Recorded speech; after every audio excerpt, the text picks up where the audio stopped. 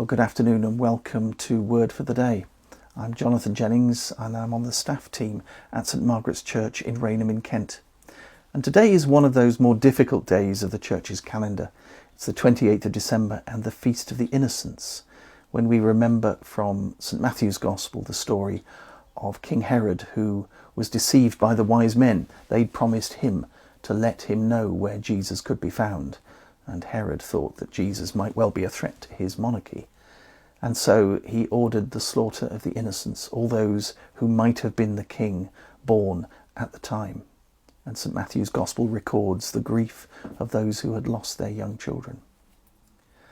And the story tells us that Jesus and Mary and Joseph were forced to flee into Egypt to be safe for a number of years until King Herod died. And it is a dark story. And it does remind us that the privations of the stable were as nothing compared to the great danger that Jesus was in. We tend to think of Christmas being difficult because Mary had to give birth in a stable and not somewhere more comfortable. But actually the real danger was that Mary and Joseph were already living in an occupied land under a hostile authority, and at a greater danger once Herod became involved.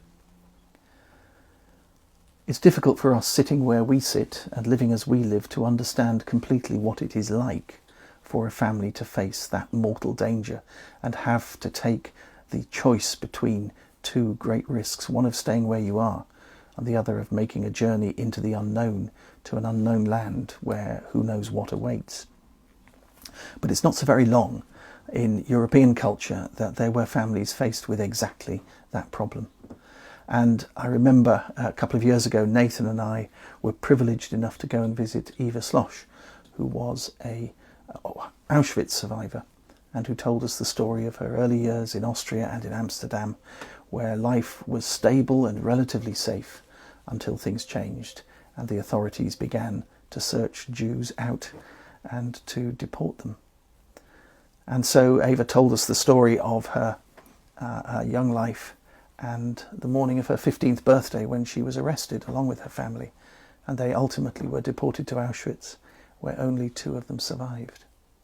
It was a difficult story to hear, and a reminder to us that however safe and comfortable we feel our lives might be, that things can change, as indeed they changed for Eva, and they changed also for Mary and Joseph and Jesus. So at this time of year we need to have regard and a little more understanding of those who find themselves in that difficult situation and faced with those terrible choices.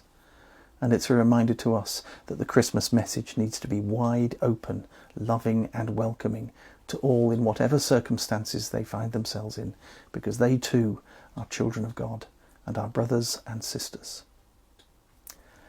That's thought for the day for today, the Feast of the Holy Innocents. I'm back tomorrow with Word for the Day at 12. We have night prayer this evening at 8 and morning prayer tomorrow at 7:30. There's no Tuesday night live this week, and there's no service of Holy Communion on Wednesday morning. So the next streamed Holy Communion will be live from church on Sunday at 10:30. Thank you very much for joining us.